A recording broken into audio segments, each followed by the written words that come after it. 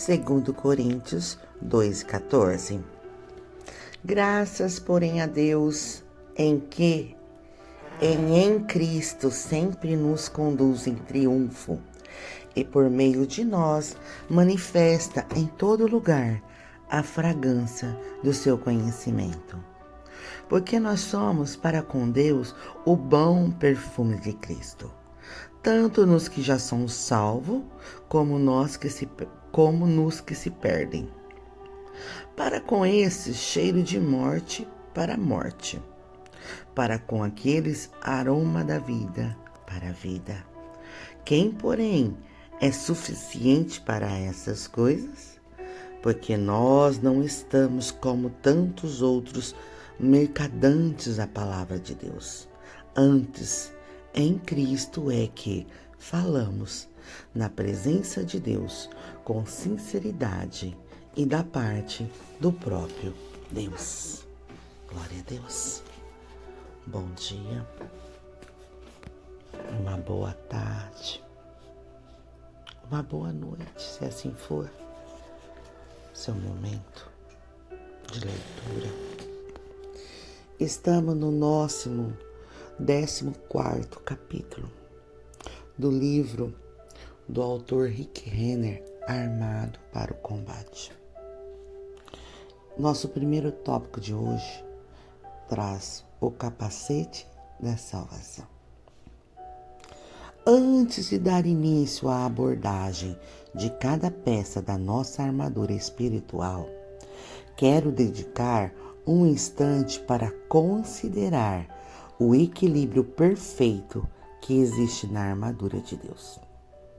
O Senhor nos deu 3 armas de ataque e 3 armas de defesa. E uma arma é neutra. A couraça, o escudo e o capacete são armas de defesa. São elas que protegem você e lhe dá confiança e segurança para avançar em seu crescimento espiritual. As 3 armas de ataque são as sandálias, a espada e a lança.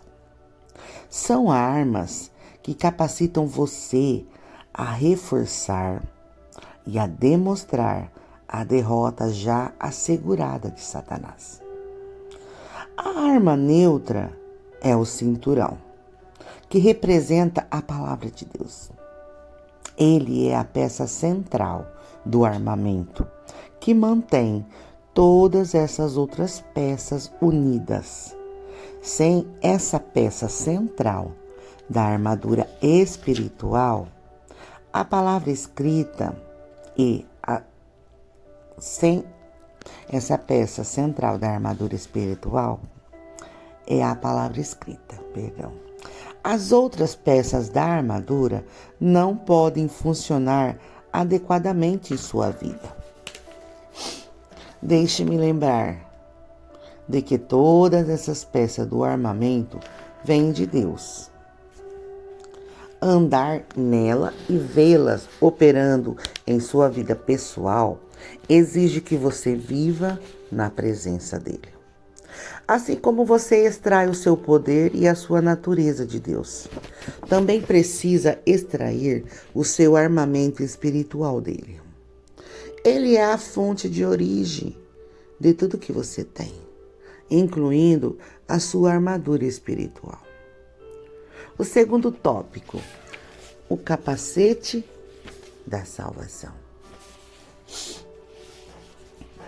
Em Efésios 6:17, Paulo continua uma lista de armamentos espirituais, dizendo: tomai também o capacete da salvação. O capacete do soldado romano era uma parte bela e fascinante da sua armadura. Era uma peça de armamento extravagante, muito enfeitado e intricado. Na verdade, parecia mais uma obra de arte do que um capacete.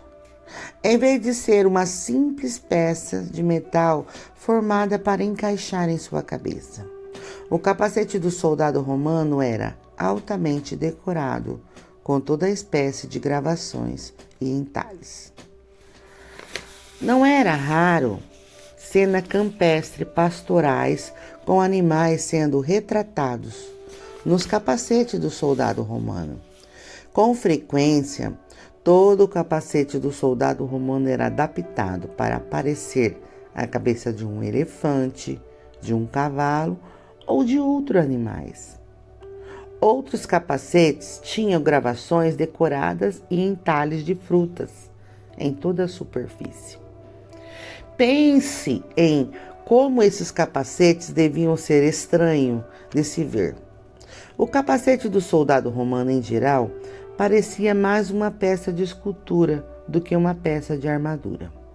Além do mais, como se essas fabulosas gravações e entalhes não bastasse, uma enorme pluma de pena de cores berrante ou de crina de cavalo erguia-se no topo do capacete. Se fosse do modelo do capacete para ser usado em cerimônia ou desfile público, essas plumas de cores berrantes podiam ser muito longa o suficiente para ficar pendurada até as costas do soldado. O capacete era feito de bronze e equipado com peças de armadura, que eram especificamente projetadas para proteger as faces e o maxilar. Ele era extremamente pesado, portanto, o seu interior era alinhado com um material esponjoso, a fim de amaciar o seu peso sobre a cabeça do soldado. Essa peça da armadura era tão forte, tão enorme e tão pesada, que nada podia penetrá-la. Nem mesmo um martelo ou um machado de guerra. Seria muito difícil passar por um desses soldados sem o perceber. Você definitivamente perceberia um homem que tivesse uma peça de escultura em sua cabeça. E com certeza os seus olhos seguiriam um homem que tivesse uma pluma de cor berrante erguendo-se no topo do seu capacete. Esses capacetes, sem dúvida, tornavam o soldado romano notável. Terceiro tópico do nosso capítulo: o maior dom de Deus. Porque o Espírito Santo compararia uma peça de armamento como esta à salvação? Porque a sua salvação é o presente mais glorioso, mais sofisticado, mais elaborado e mais adornado que Deus lhe concedeu. Paulo chama esse maravilhoso presente de o capacete da salvação. Além do mais, ele usou o exemplo do capacete de um soldado romano para provar o seu ponto de vista.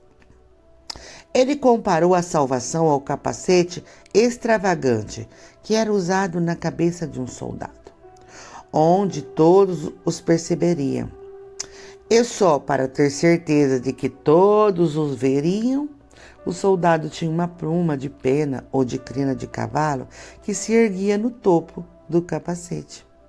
Usando esse exemplo, Paulo está nos dizendo algo muito importante. Quando uma pessoa confia em sua salvação e quando ela está andando na poderosa realidade de tudo o que essa salvação significa para ela, esta pessoa é notável.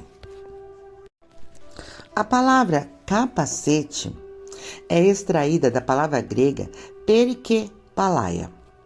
A palavra peri significa em torno de, e a palavra kepalaia é a palavra grega para a cabeça. Quando essas duas palavras são unidas, a nova palavra perikepalaia denota uma peça de armadura que se encaixa na cabeça de forma muito apertada. Por que um soldado romano precisa de um capacete? Porque o seu oponente carregava um machado de cabo curto chamado machado de guerra. E quando os machados de guerra eram usados cabeça rolava. Se o soldado romano não tivesse o seu capacete colocado quando fosse lutar, ele podia estar absolutamente certo de que perderia a cabeça. Assim, o capacete romano não era meramente uma peça de armamento. Era algo que se destinava a salvar a cabeça de um homem. É exatamente isso que a salvação faz por você. Quando você usa como um capacete de proteção sobre a sua cabeça, no entanto, se você não andar firmado na sua salvação e em tudo que ela lhe confere por herança, poderá sentir o peso do machado de guerra do inimigo vindo atacar a sua mente e roubar a sua vitória. Se a sua salvação, como um capacete, não for usada bem apertada ao redor da sua mente, o inimigo virá para decepar os inúmeros benefícios e bênçãos da salvação, cortando-os diretamente do seu sistema de crenças. Ele golpeará o seu fundamento espiritual, tentando lhe dizer que cura, libertação, preservação mental e equilíbrio não fazem realmente parte da obra redentora de Jesus da cruz. Quando o inimigo terminar de atacar a sua mente, a única coisa que ele deixará para você será o céu. Expondo a sua mente desprotegida às insinuações mentirosas do diabo, você está se colocando na posição de ser enganado. Na verdade, enfrentar o adversário sem o seu capacete da salvação equivale a um suicídio espiritual. Muitos cristãos querem fazer a obra de Deus sem ter o objetivo pessoal de andar no pleno conhecimento da sua salvação. Como resultado, eles são aniquilados espiritualmente. Um cristão precisa ter o seu capacete da salvação colocado, se quiser ser útil para o reino de Deus. Como o inimigo vai atacá-lo? Como ele vai tentar guerrear contra você? Como ele vai tentar esgotar você? O diabo vem atacar a mente. Satanás sabe que a sua mente é o centro do controle da sua vida. Ele sabe que se puder controlar a sua vida mental, poderá então começar a estender sua influência para outras áreas. A partir dessa posição de controle, ele tentará manipular as suas emoções, enviar doenças e enfermidades para atacar o seu corpo e assim por diante. Para nos proteger desses ataques, Deus nos concedeu o capacete da salvação. O fato de Paulo assemelhar a salvação a um capacete significa que precisamos aprender sobre a nossa salvação e descobrir tudo o que ela inclui dentro e fora. Primeiro, precisamos passar tempo estudando o que a Bíblia tem a dizer sobre a cura. Precisamos passar tempo estudando o que a Bíblia tem a dizer sobre libertações de poderes malignos. Precisamos passar tempo estudando sobre a redenção e sua consequência benéfica em nossas vidas. O entendimento e a compreensão intelectual da salvação e de tudo o que ela abrange devem estar impregnados em nossa mente. Quando a nossa mente está convencida dessa realidade, quando são treinadas e ensinadas a pensar corretamente sobre a nossa salvação, esse conhecimento torna-se um capacete de proteção em nossa vida. Quando o conhecimento da salvação e de tudo que ela é se torna uma parte de nós, não importa o quanto o diabo tente nos atingir e nos golpear, saberemos, sem sombra de dúvida, o que a morte e a ressurreição de Jesus compraram para nós. Neste momento, o inimigo não será mais capaz de atacar a nossa mente como fazia no passado, porque ele não poderá passar pelo nosso impenetrável capacete da salvação. Quarto tópico, armado e perigoso. Lembre-se de que a ordem de Paulo é: revesti-vos de toda a armadura de Deus, para poderes ficar firme contra as ciladas do diabo. Efésios 6:11. Quando Deus envia você para reforçar a vitória que Jesus Cristo teve sobre Satanás em diversas áreas da sua vida, Ele não envia despido e indefeso. Ele lhe dá uma armadura. Especificamente falando do tema que abordamos nesse capítulo, Ele lhe dá o capacete da salvação. Sem esse capacete, você estará aberto ao ataque das ciladas do diabo. Efésios 6:11. Por ser tão importante entender como as ciladas do diabo trabalham contra nós, precisamos rever rapidamente as palavras ciladas, desígnio e engano. Para saber mais sobre esse assunto, veja o capítulo 8. Essas 3 palavras são fundamentais para a nossa compreensão de como o diabo tem êxito em derrotar os cristãos. Lembre-se de que a palavra ciladas é extraída da palavra métodos. Essa palavra é um composto da palavra meta, que significa com, e da palavra odos, a palavra para um caminho. A palavra odos é de onde tiramos a palavra odômetro, que é um instrumento em seu carro que mede quantos quilômetros você já dirigiu. Usada como uma só palavra, métodos significa literalmente com um caminho. O que a palavra de Deus está dizendo? Ela está dizendo que quando o diabo trabalha contra um cristão, ele faz isso por um caminho. Em outras palavras, não há criatividade ou variedade. Ele usa apenas um caminho, uma avenida ou uma estrada de ataque na vida de um cristão. O inimigo só tem uma maneira de trabalhar, e ele sempre ataca os cristãos da mesma maneira. Entretanto, sabemos que todos os caminhos levam a algum lugar. Então, para onde você acha que o caminho do diabo vai? Quinto tópico: jogando jogos mentais com o diabo. Essa pergunta nos leva à segunda palavra, que tem a ver com a maneira como o diabo trabalha na vida e na mente de um cristão. A palavra desígnio. Paulo disse: pois não ignoreis os desígnios de Satanás. Em 2 Coríntios 2:11, na versão ARRA. O que é um desígnio? A palavra desígnio vem da palavra grega noemata, que vem da raiz nous, a palavra para mente.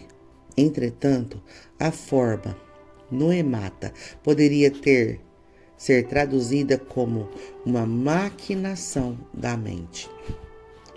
Uma tradução atual desse versículo poderia ser: não ignoramos os jogos mentais que o diabo tenta armar sobre nós. Você já foi atacado com um dos jogos mentais do diabo? Quando colocamos essas duas palavras juntas, vem que o diabo trabalha com uma cilada, ou ele trabalha com um caminho. Para onde vai esse caminho? Ele se dirige para a sua mente. E se o diabo conseguir ter uma base de apoio em sua mente, ele vai armar um desígnio contra você e começar a brincar com seus pensamentos. Agora, chegamos à terceira palavra, que tem a ver com a maneira como o diabo trabalha na vida e na mente de um cristão. E a palavra é a palavra engano, que é extraída da palavra dolius. A palavra dolius não significa enganar acidentalmente ou por acaso. Significa enganar com um propósito. Essa palavra pode ser encontrada ao longo do Novo Testamento em versículos que estão ligados às habilidades enganadoras do diabo. Em seu sentido mais literal, a palavra dolios significa fisgar alguém, como se fisga um peixe. Ao colocar essas três palavras juntas, vemos exatamente como o diabo trabalha na vida e na mente de um cristão.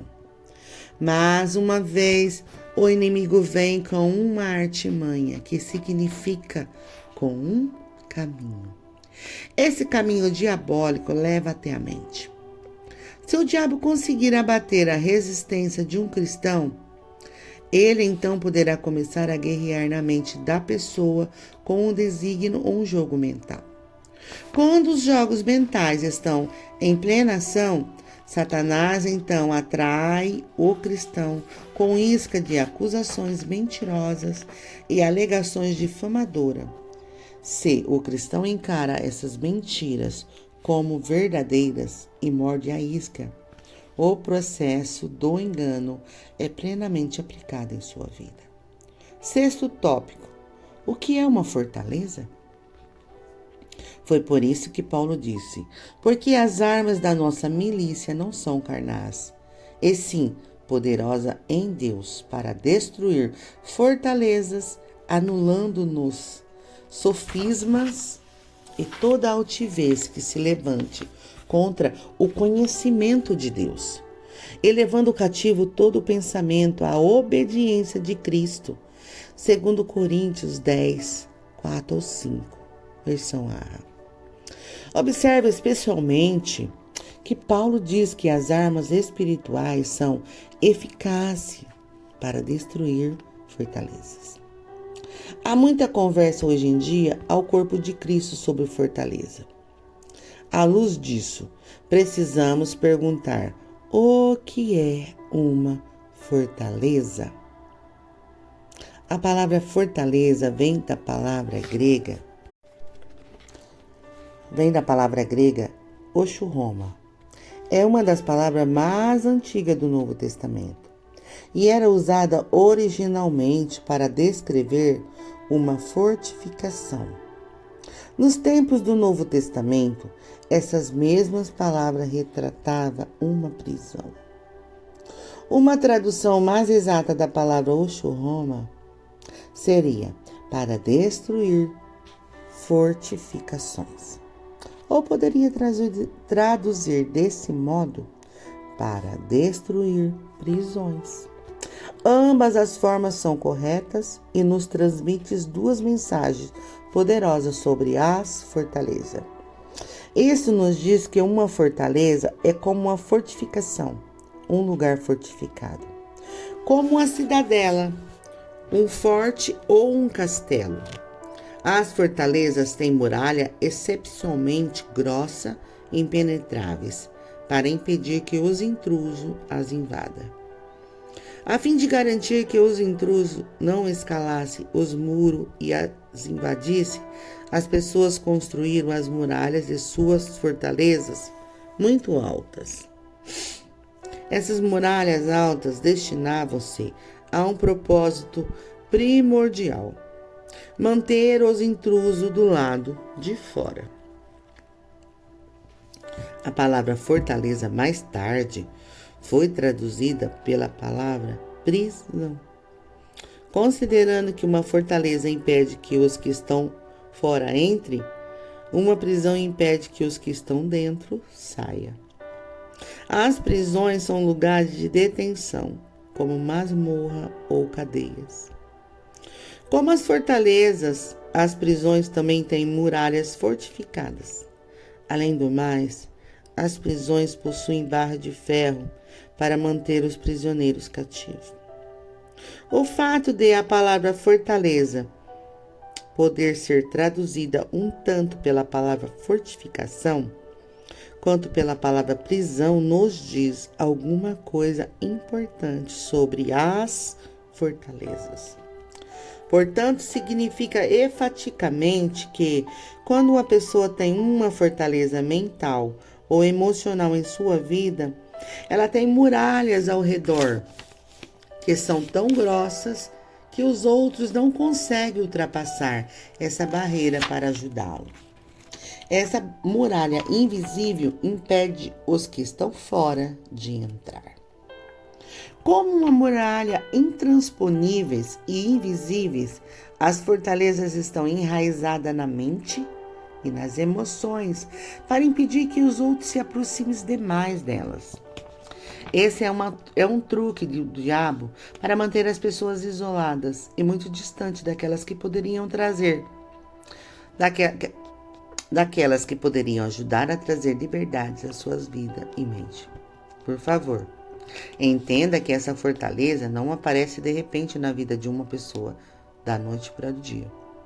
Você pode ter certeza de que, quando o adversário começa a atacar a mente de um cristão e a enchê-la de um medo paralisante, o Espírito Santo tenta divertir essa pessoa acerca disso. Mas suponhamos que essa pessoa permita que essas mentiras fiquem sem oposição em sua mente. Suponhamos que ela permita que os pensamentos errados e as crenças erradas não sejam desafiados hora após hora e dia após dia. O diabo começará a usar essas mentiras, insinuações e medos irreais para construir muralhas grossas e impenetráveis ao redor delas. Finalmente, a pessoa ficará sitiada e será levada cativa mental e emocionalmente pelas alegações mentirosas do inimigo. Como esse tipo de fortaleza destrutiva afeta a sua vida? O medo irreal da rejeição impedirá você de desenvolver relacionamentos saudáveis em sua vida. O medo irreal sobre o futuro do seu casamento impedirá que você atue em seu relacionamento matrimonial como Deus pretendia. O medo irreal sobre o fracasso em potencial impedirá que você se levante para obedecer a Deus e fazer alguma coisa que vale a pena com a sua vida.